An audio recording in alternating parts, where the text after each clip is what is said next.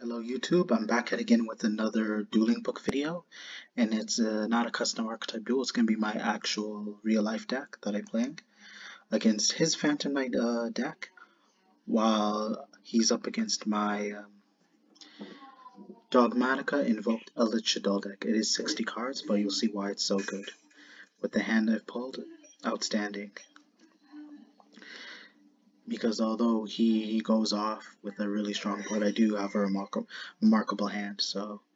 and it will pay off for me later throughout this duel, so let him proceed with the emergency teleport, special summon his psychic tracker, and then to wielder, to go into his Cherubini. Cherubini will activate its effect, sending a Burning Abyss from his deck in order to activate Graf's effect. Letting him special summon a Burning Abyss from his deck to the field.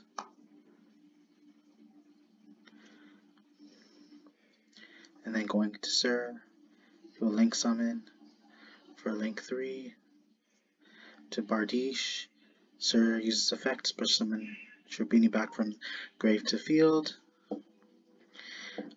This card I gotta be aware of because it has a very dangerous effect. This card I gotta be really cautious because it can do a lot for him, so just being able to go off and plus and get a bunch of cards is very hefty, so it's like, although he's getting rid of a card, he can still be able to resolve and use additional effects of playing Phantom Knights. Foolish Burial to send from his deck. Another Phantom Knight card. So I think if I'm guessing correctly, he's actually playing a PK Fire deck, so basically a Phantom Knight Burning Abyss deck.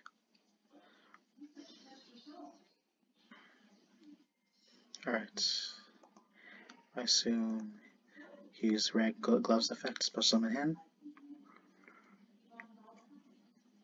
Or my mistake, he special summoned himself with his effect because a PK card was banished from the grave to the field. And he'll use this effect to discard one card, sending a Phantom Knight card to the grave. Wings effect activates, special summoning Ancient Cloak from the grave to the field, and then I assume he'll go into another link play. Or possibly an Xyz summon, so just might as well take my time to see what he's up to.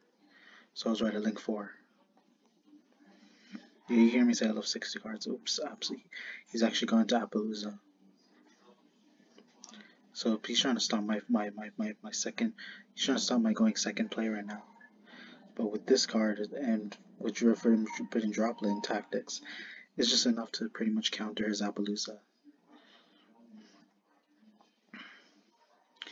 He'll special summon a Phantom Knight, Brigadine, another Phantom Knight, which is pretty clever,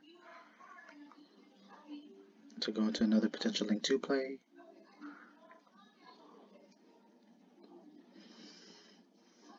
So I'm trying to figure what he's trying to summon now. Unless he has another strong link 2, but like happens to be Verte, and it's gonna go straight to Dragoon. So anytime I see Verte, it's always most likely gonna be Dragoon or the Phoenix and the Destroyer Phoenix Enforcer, allowing him to fusion summon by paying 2,000. So that is, it grows weary later because it's like only especially going after the best monsters can really hurt. So that's how he's gonna end his first turn board. And then 2 back row. Alright, should be my turn. Right, you can tell by hand I really got it going right now. I play Shaddoll Fusion, and because he controls the extra deck monster, I can fusion summon by using material monsters for my deck to the grave, and allowing special summon a Shaddoll monster from my extra deck is treated as a fusion summon. So yep. And then I'll be able to trigger the effects of my Wendy, and then on top of that, Construct. So in return, first, Wendy resolves first because I chained with it, so allowing me to special summon the Shaddoll monster from my deck to the field face down. And I'm just wondering if I'll if he has a response, he lets the effect resolve. Alright, sorry about that. That was the table. Almost, it was about to collapse. So I just started out. Sorry for the inconvenience. Alright. So I summoned Falco straight from my deck to the field face down. And additionally, I'll use Construct's effects, sending one Shaddoll card from my deck to the grave. And triggering Beast's effect, allowing me to draw one card. I'm already starting off with an amazing hand. Outland, allowing me to search my other Eldlich cards. It's possibly either the Golden Lord or Golden Land Spell Trap from my deck to the field, to hand. Because obviously what I mean by field is that so I can activate it and play it on my field. Then but he destroys it, and then it being able to activate Outland's other effect when it's sent from the Spell Trap card zone to the grave, allowing to send either Eldlich monster or Golden Land Spell Trap from my deck to the grave, which I'm allowed to do, and then being able to activate its effect, because this will extend my plays even more so that I can dump a lot of spell traps from my deck to the grave, and then playing more spell traps right from my deck to the spell trap card zone, or additional effects like being able to pop my opponent's cards or get rid of the cards in the grave. So I got Conquistador, thanks to the effects of White Destiny, and ask his opinion of how he likes my deck. He does compliment it, and I am allowed to draw 2 since he activated a monster during my turn. So I draw into another droplet, which will help me on during possibly my opponent's turn or next turn, because I can only resolve one of its. I can only resolve one droplet per turn, activate one because of its like hard once per turn effect. So I'll likely activate one. So I send 2 to have their attack and negate their effects, and then which will trigger my other monster's effect. And by the way, he cannot respond to Forbidden Droplets effect since I send a monster with Droplets effect. Or besides that, or any of the card types that I send from hand or field to grave with Droplets effect, they cannot activate cards with those certain types based on the ones that I send with Droplets effect. And then I'll trigger Dragon's effect thanks to Squamata, but then I'll activate his own Droplet in order to gauge Construct because he had no choice, since I was about to get destroyed either way.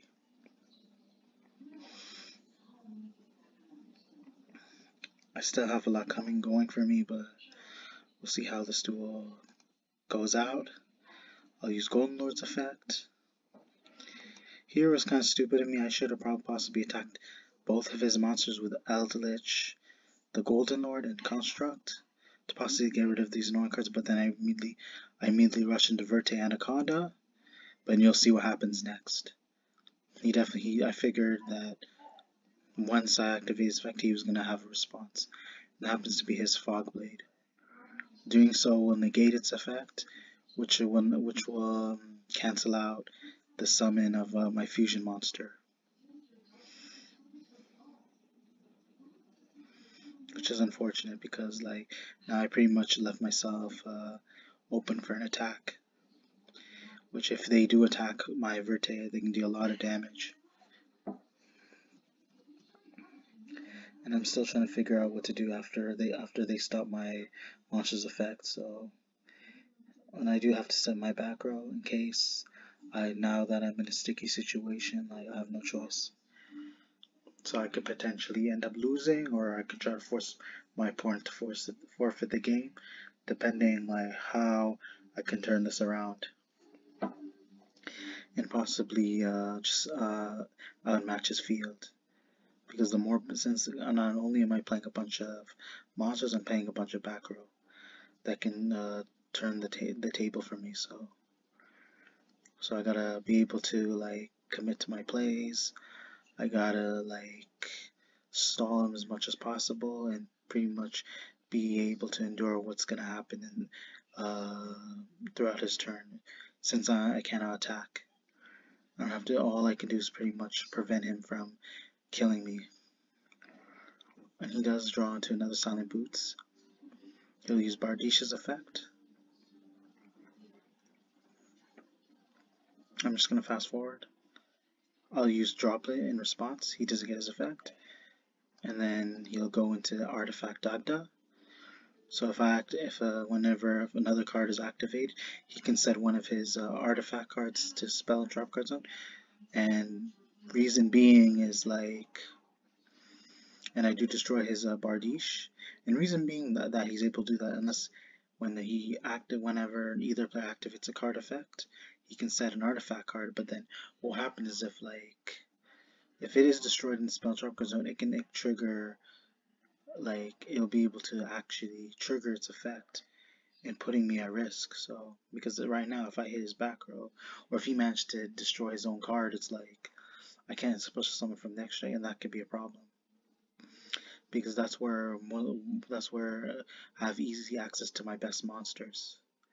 And then although I have Eldlich, he may not be an extra strike monster, but he's just to make sure that I have a heavy hitter on my field. But not being able to access my extra can lead to many problems. And I could be at a huge disadvantage because those are my go-to players, my go-to cards that'll help me get around his problematic cards, especially the ones that are locking me out onto the field. So locking me out from either possibly using any card effects. So that's where I have to be sure that I need some way to get rid of his monsters, especially if they manage to stop me from using my extra deck. It's a problem because considering how easy it is to access your extra deck, it's like that's your only option, man. Because unless you're lucky, you draw into a certain card, then yeah, you have a chance. But it's like the chances are a lot low if you don't draw into that certain card. So he already set his final back row. So from there, I'm gonna fast forward, special summon the Conquistador. There's a I forgot to mention I was supposed to summon him, because not only when he special summons does he destroy one of my opponent's face-up cards, he remains face-up on the field as if he was treated as a monster. And unless the only time he will either be sent to the grave, unless he was destroyed by another card. But besides him just simply activating its effect and